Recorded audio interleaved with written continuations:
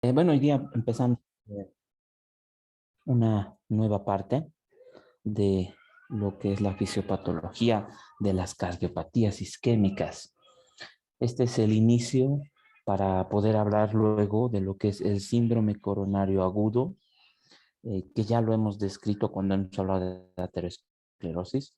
Hemos visto de que puede resultar la disminución del lumen endovascular en una disminución del flujo sanguíneo en diferentes partes que se producen por la aterosclerosis, no solamente en la circulación coronaria, sino que también a nivel de los vasos, a nivel del mesenterio, de las extremidades, en la circulación del sistema nervioso central. Y los eventos agudos, que eran aquellos eventos que se producían por un accidente, una ruptura o una erosión de la placa aterosclerótica. Ahora vamos a hacer un enfoque más exclusivamente a la disminución del lumen, a aquellas manifestaciones clínicas que se presentan de manera progresiva y que están asociadas a una disminución del radio del vaso y que va a ocasionar una disminución del flujo sanguíneo, específicamente en lo que es el miocardio. Bueno, vamos a empezar. En 1772 aproximadamente fue un médico británico que es William Heberden, que informó sobre la presencia de un trastorno, de un síntoma que referían algunos pacientes, que se desarrollaba como una sensación desagradable en la región precordial, que se producía al caminar y que mejoraba en reposo o cuando el paciente se detenía y hacía respiraciones profundas. Entonces, esto lo denominó como angor pectoris. Es la primera descripción de la sintomatología que se produce por la cardiopatía isquémica. Si recuerdan, habíamos dicho que la característica de lo que es la disminución del flujo sanguíneo a nivel coronario, a nivel del miocardio, esa disminución progresiva que se produce por la luz que se va a ir obstruyendo por la aterosclerosis, lo que va a desencadenar es un dolor, pero específicamente en situaciones en las cuales aumenten las demandas de oxígeno del miocardio, como lo es el realizar algún tipo de ejercicio. Mientras más intensa sea la disminución del flujo sanguíneo, se va a presentar a esfuerzos que van a ser mucho menores. Al final, todo lo que es la cardiopatía isquémica la vamos a dividir en como los aspectos fisiopatológicos relacionados a un desequilibrio. Y es un desequilibrio que se produce entre lo que es el aporte y de lo que es la demanda de oxígeno al miocardio. Y la mayoría de las veces es esta situación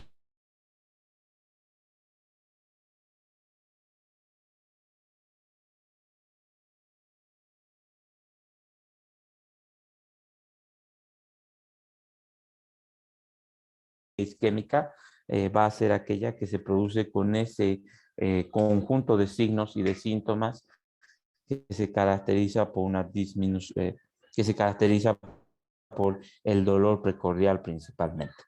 En un momento, por favor.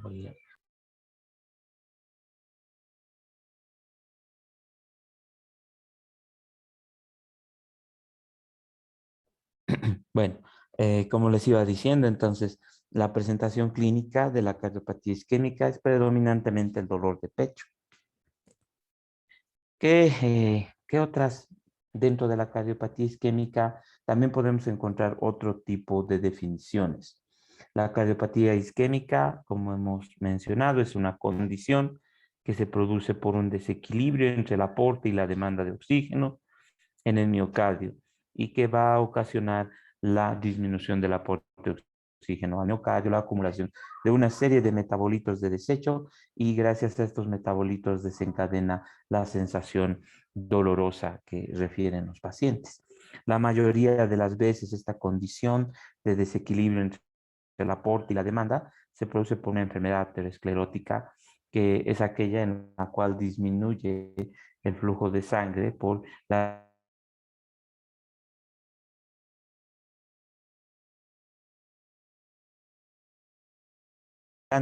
pero la causa más frecuente es la placa aterosclerótica que poco a poco va a ir disminuyendo el flujo sanguíneo. La angina de pecho es la manifestación clínica de la cardiopatía isquémica y es la sensación dolorosa en la mayoría de las veces o ocasionalmente es una sensación incómoda que se presenta en el tórax, en la parte anterior del tórax. Y también puede irradiarse a otras estructuras vecinas. Puede empezar en la parte anterior, irradiarse hacia la parte de la mandíbula, hacia el brazo izquierdo, en la cara interna del brazo izquierdo, incluso puede irradiarse hasta los dedos de la mano, de la mano izquierda. Esta sensación dolorosa que es la angina de pecho puede ser parte de lo que es la angina estable. La angina estable es ese dolor de pecho, pero se llama estable porque tiene un patrón crónico. Son situaciones que se han repetido en el tiempo, en varias oportunidades, se precipitan por la actividad física, que es aquella que va a aumentar las demandas de oxígeno del miocardio, y la placa aterosclerótica que está disminuyendo el aporte de oxígeno. La actividad física lo desencadena y algunos eventos también, como algunos eventos emocionales también pueden desencadenar. Se va a aliviar en la mayoría de las veces con el reposo, en unos cuantos minutos, cuando deja de hacer ese ejercicio, y en ocasiones también con la medicación que puede estar recibiendo el paciente. Entonces, la angina estable ya es un evento que se va a presentar en varias oportunidades y lo que refleja es la cardiopatía isquémica. Por otra parte, la angina inestable, nos venimos aquí abajo, es aquel dolor precordial, el inicial, el primer dolor precordial que refiere un paciente, siempre se va a considerar como una angina inestable. Y si no es o es un paciente que ya tenía la angina estable, sabe que le va a desencadenar el dolor de pecho al ejercer algún tipo de esfuerzo, en ese tipo de pacientes que sabe y conoce el dolor de pecho cuando hace un esfuerzo físico, también puede presentar anginas inestables cuando el dolor de pecho se desencadena por eventos que aumentan la intensidad física, pero que no eran frecuentes para el paciente. Eso quiere decir que si un paciente sabe que va a sentir un dolor precordial al subir 2, 3 pisos, eso es una angina estable.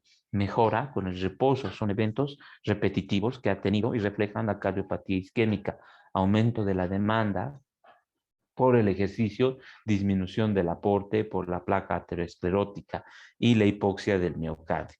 Pero si es un paciente crónico que conoce el dolor a esa intensidad de ejercicio físico, al subir 2 o 3 pisos y de repente empieza a tener el dolor al subir o al dar unos cuantos pasos, al empezar a subir, ese es un dolor que se ha intensificado. Entonces ese dolor nuevo, que es más intenso, se va a considerar como una angina estable.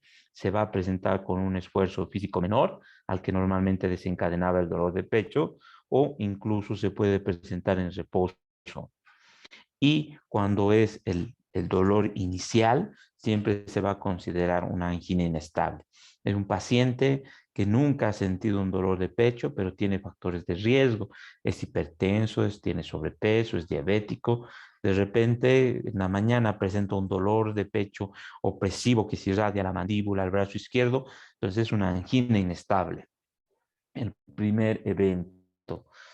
Luego tenemos otras, otras definiciones. Tenemos la angina variante, que esta es aquella que se caracteriza por un dolor de tipo anginoso, que se va a presentar en reposo, pero se produce por un espasmo de la arteria coronaria.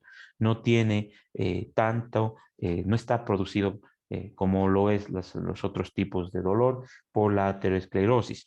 Van a ser van a ser arterias coronarias que en la mayoría de los casos tienen placas ateroscleróticas, pero que no están disminuyendo en gran proporción el volumen de las coronarias y se produce por un espasmo. Puede ser transitorio y a veces o mejora también con el reposo.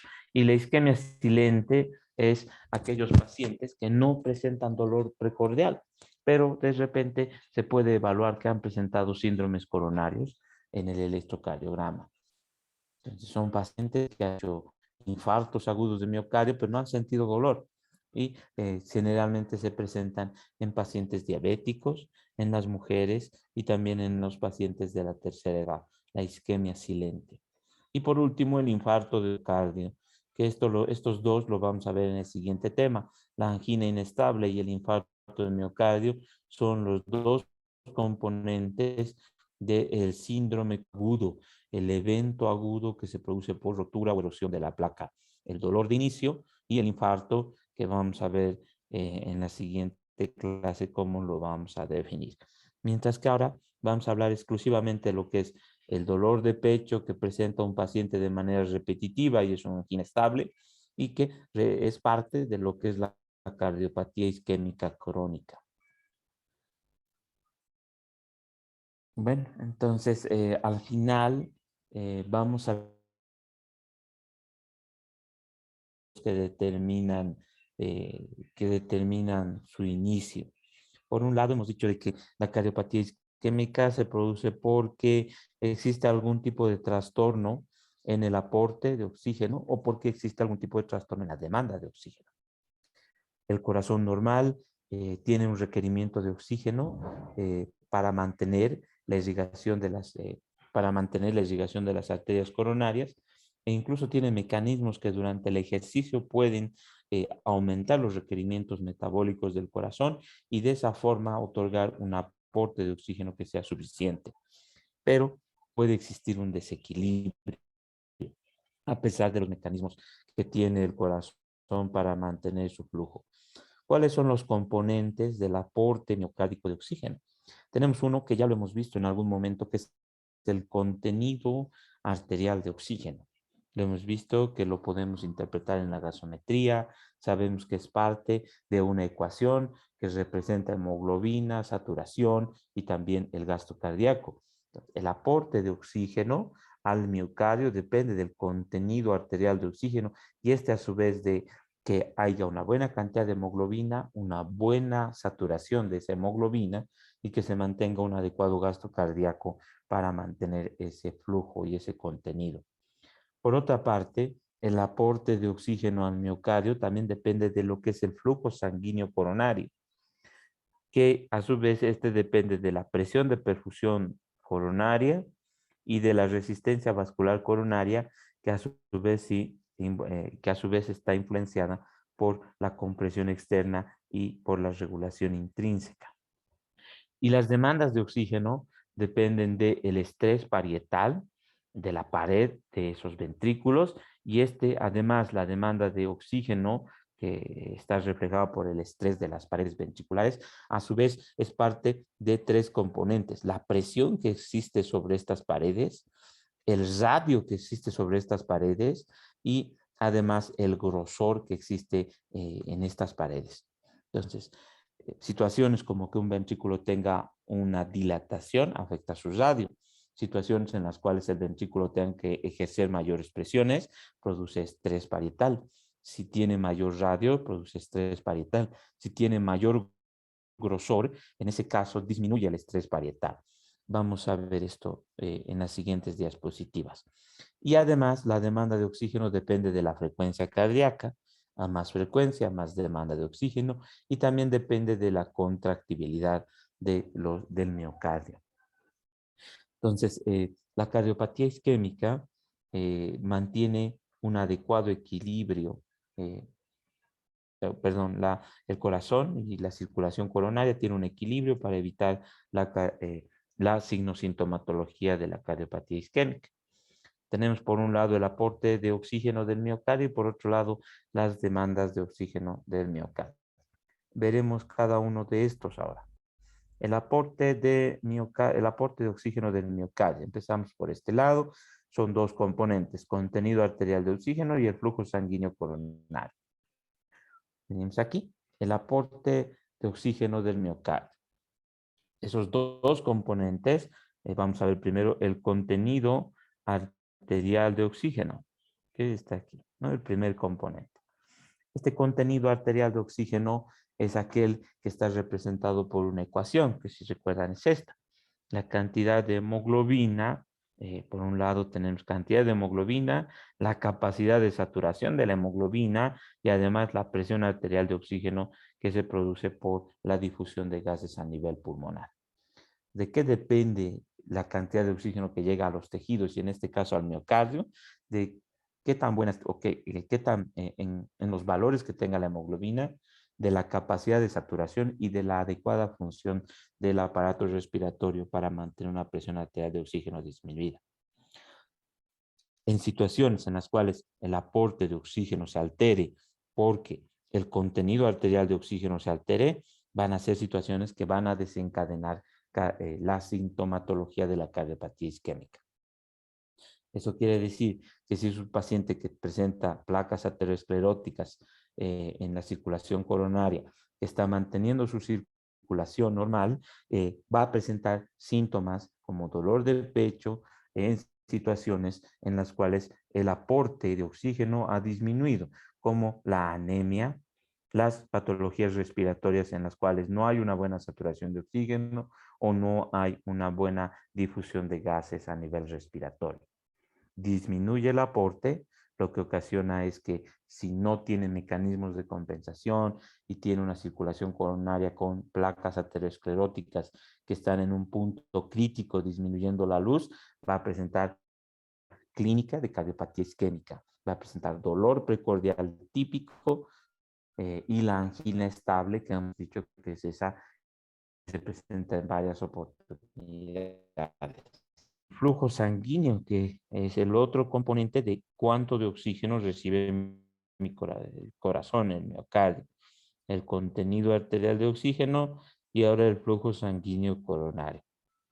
El flujo sanguíneo coronario es más dinámico y su regulación es responsable del adecuado aporte de oxígeno y mantener los requerimientos metabólicos de una forma adecuada. Al igual que en todos los vasos sanguíneos, vamos a utilizar esta fórmula. El flujo coronario, que es esta, es Q, es directamente proporcional a la presión de perfusión en el vaso y es inversamente proporcional a la resistencia vascular coronaria. Entonces, cuando decimos este flujo sanguíneo coronario, que es aquel que va a determinar cuánto de oxígeno le llega al miocardio, depende de, uno, la presión de perfusión y depende, dos, de lo que es la resistencia vascular coronaria, que están aquí también, ¿no? Flujo sanguíneo coronario depende de lo que es la presión de perfusión de la proporcional a la resistencia vascular de las coronarias. En relación a lo que es el primero de estos, la presión de perfusión. La diferencia del sistema arterial de la circulación coronaria con otros sistemas arteriales es que el flujo sanguíneo máximo que se alcanza en la sístole, en los otros trayectos vasculares, en la perfusión coronaria se produce en la diástole. La razón de por qué se produce un mejor flujo sanguíneo en las coronarias durante la diástole es porque en el flujo sistólico se ve comprometido por la compresión que existe de las ramas coronarias que se produce durante la contracción miocárdica. Se contrae el miocardio, contrae también los vasos coronarios, lo que dificulta la irrigación coronaria en el momento de sístole. Y la irrigación coronaria se va a hacer en diástole, en relajación. El flujo coronario no va a presentar un compromiso durante la diástole debido a que el miocardio se ha relajado y no está produciendo una compresión externa en los vasos coronarios que se produce durante la sístole. Es así que las arterias coronarias, la presión de perfusión puede calcularse de modo aproximado a partir de la presión diastólica de la arteria aorta, que es el momento en el cual ingresa el flujo sanguíneo, la perfusión coronaria, la circulación coronaria y otorga el adecuado aporte de oxígeno al miocardio. ¿Qué situaciones van a disminuir esta presión diastólica de la arteria aorta? La hipotensión y la insuficiencia de la válvula aórtica. Reducen la presión de perfusión en las arterias coronarias, por tanto, ocasionan una disminución del aporte de oxígeno y también van a desencadenar la sintomatología de la cardiopatía. Situaciones que disminuyen mi aporte de oxígeno, como por ejemplo que alteren mi contenido arterial de oxígeno, hemoglobina, anemia, mala saturación, inadecuado intercambio de gases, patologías respiratorias, en un paciente que predispone o que tiene aterosclerosis va a desencadenar cardiopatía isquémica y dolor de pecho, hipoxia del miocardio. Situaciones que alteren el flujo coronario en relación a la presión de perfusión. La presión de perfusión se produce en diástole. ¿Qué situaciones van a disminuir la presión diastólica de la aorta? La hipotensión, la insuficiencia de la válvula aórtica. Paciente que esté hipotenso porque ha perdido líquidos o porque ha perdido sangre, entonces va a tener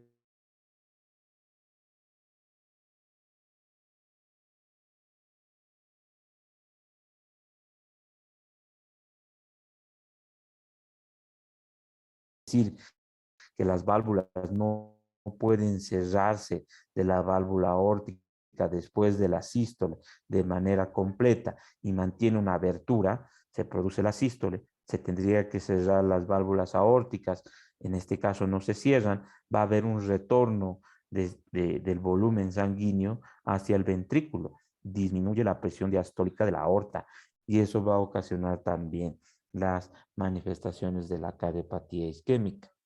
Y por último, tenemos las que alteren la resistencia vascular coronaria. Es el otro gran determinante de la perfusión coronaria, del flujo sanguíneo coronario, y tiene una modulación que se produce de forma dinámica. Primero, las fuerzas que producen compresión externa sobre las arterias coronarias, como la sístole, y los factores que modifican el tono coronario de forma intrínseca, sabiendo que las células endoteliales son muy importantes para su autorregulación. Lo mismo va a ocurrir en las arterias coronarias. La compresión externa. El miocardio que está circundante, que se contrae en la sístole, ejerce una compresión externa. En la sístole, en la contracción, produce una compresión externa de los vasos del ventrículo izquierdo principalmente, que es el que trae o que se realiza la contracción de una manera más enérgica durante la parte del ciclo cardíaco. A medida que se produce la compresión, esto va a guardar relación directa con la presión intramiocárdica y el máximo de compresión que se va a producir se va a desencadenar en la sístole, la compresión externa en la sístole. ¿Y qué zonas son las más afectadas? Las zonas más distales, porque son aquellas zonas en las cuales la compresión externa va a ocasionar que no llegue un adecuado flujo de sangre a esas zonas más alejadas. ¿Cuáles son esas zonas? El subendocardio. Y es por eso que muchas veces situaciones en las cuales exista una compresión enérgica del ventrículo, que se produce una sístole, vamos a obtener el inicio de las lesiones isquémicas en el subendocardio porque es el lugar en donde se compromete más por la compresión externa del aumento de la contractibilidad que tiene este corazón. El control intrínseco del tono arterial, a diferencia de lo que ocurre en otros tejidos, el corazón no puede incrementar su extracción de oxígeno más de lo que ya lo está realizando cuando existe una sobredemanda, ya que en su estado basal retira la mayor parte de oxígeno que puede para mantener su metabolismo. Y cualquier otro aumento de las demandas debe cubrir mediante un incremento del flujo sanguíneo y mediante su propia autorregulación. Como hemos visto en shock, las células endoteliales se autorregulan, reclutan más capilares o desreclutan capilares en relación a sus necesidades. Los factores que participan en esa regulación, que se produce de las mismas arterias coronarias por sus células endoteliales, están desencadenados por algunos metabolitos que son tóxicos, que predominan o que producen vasodilatación, algunas sustancias derivadas del endotelio, que hemos dicho que el endotelio tiene la función predominante de ser vasodilatadora, y también por la inervación tisular, que también puede comprometer el tono arterial coronario. Vale, volveremos a hacer un breve repaso. Entonces, al final, la cardiopatía isquémica se produce por un desequilibrio entre situaciones en las cuales se afecta el aporte, disminuye el aporte, o situaciones en las cuales aumenta la demanda. Entonces, estas situaciones son aquellas que van a desencadenar en algún momento la signo-sintomatología característica de la cardiopatía isquémica, que es el dolor de pecho, la angina estable. En aquellas situaciones en las cuales el aporte de oxígeno se pueden presentar varias, ¿no? En aquellas situaciones en las cuales el aporte de oxígeno se altera, son aquellas en las cuales se ha contenido arterial de oxígeno. ¿Qué situación se altera el contenido arterial de oxígeno? En las que se altere la cantidad de hemoglobina,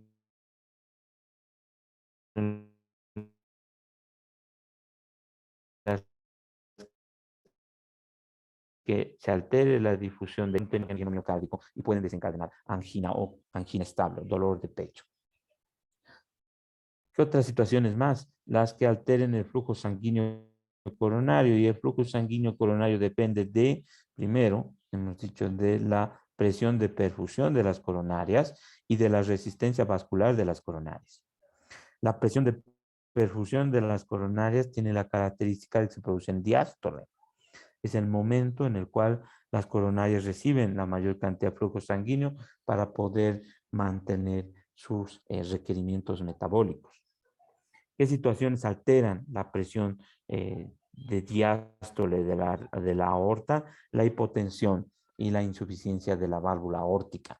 Disminuye la presión diastólica de la aorta, por lo cual disminuye la presión de perfusión de las coronarias, y eso ocasiona que el flujo sanguíneo coronario se altere, y eso que disminuya el aporte de oxígeno al miocardio y predisponga a la sintomatología de la cardiopatía isquémica. Por otra parte, que se altere la resistencia vascular coronaria. ¿Cómo se puede alterar la resistencia vascular coronaria? Por mecanismos que producen compresión externa. Esas situaciones en las cuales normalmente la compresión excesiva, enérgica del ventrículo que se produce en la sístole va a comprometer a las zonas más alejadas, principalmente el subendocardio. Y por último, el control intrínseco del tono arterial, que depende de las células endoteliales, la producción de sustancias vasodilatadoras que van a favorecer que exista un adecuado flujo sanguíneo y que no exista una disminución del aporte de oxígeno en el miocardio.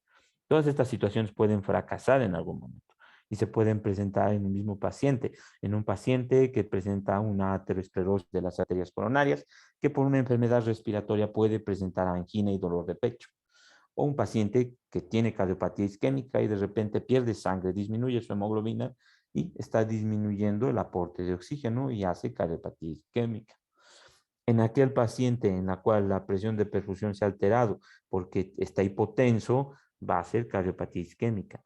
O aquel paciente que tenga una mala regulación, mala regulación intrínseca del tono arterial, es la disfunción endotelial que hemos visto que se produce por la hipertensión arterial, esas situaciones de estrés físicas o químicas que van a dificultar la situación provasodilatadora de las células endoteliales, va a ocasionar una disminución del aporte de oxígeno por la disfunción endotelial que se produce en esos pacientes.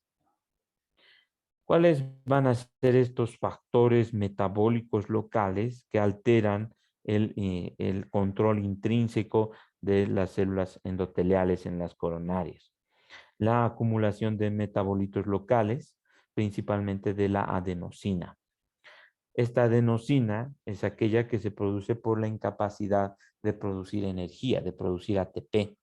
Se produce un exceso de ADP adenosindifosfato, y el monofosfato de adenosina, el AMP, lo que se van acumulando y de manera subsecuente se degradan para formar adenosina, la cual es un potente vasodilatador.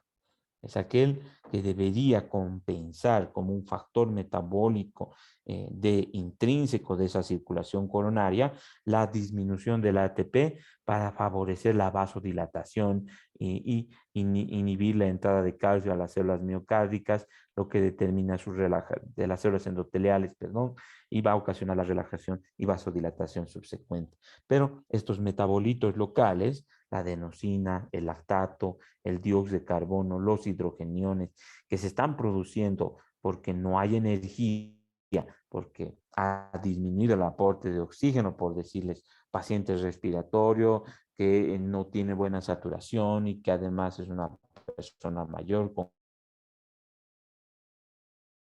cardiopatía, tener la vasodilatación y el flujo sanguíneo normal en estas coronarias. Pero estos metabolitos locales también van a producir manifestaciones clínicas y es por eso que se produce el dolor de pecho, por el acúmulo de adenosina principalmente dentro de esa microcirculación, estimula las terminaciones nerviosas y produce el dolor de pecho por ese acúmulo de estos metabolitos locales. Luego van a haber sustancias derivadas del endotelio, tiene esa capacidad de ser provasodilatadoras, ¿verdad? Por la síntesis de una serie de sustancias, el óxido nítrico, la prostaciclina, etcétera.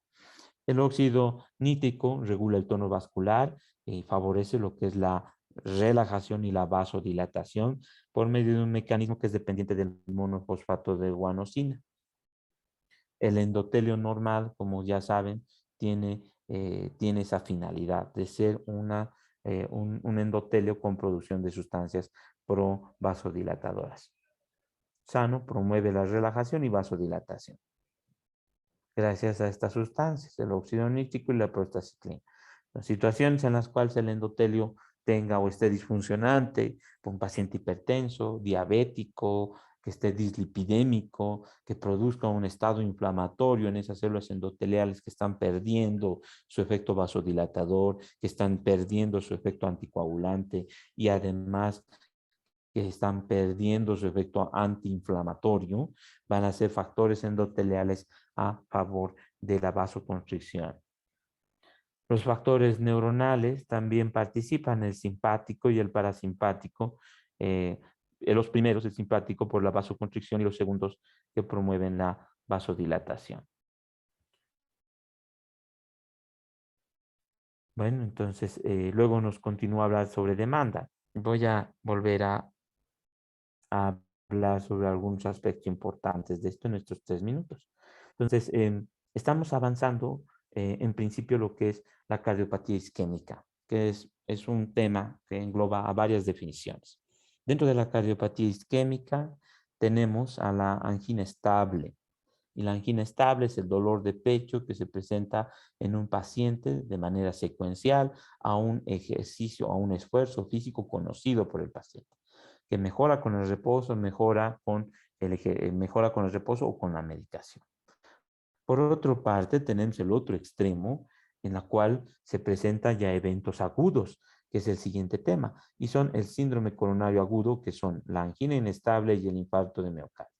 ¿Cuál es la diferencia entre la angina estable y la angina inestable? Es que la angina inestable es el primer dolor de pecho que tiene el paciente, siempre va a ser una angina inestable.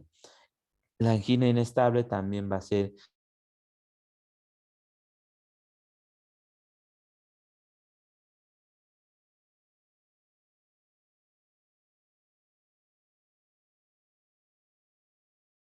venodilatadores,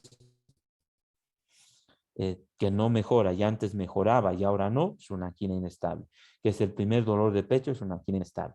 Que siente dolor en reposo o al lavarse los dientes, hacer aseo, el paciente es una angina inestable. Antes no tenía ese dolor, solo lo tenía al caminar varias cuadras, digamos.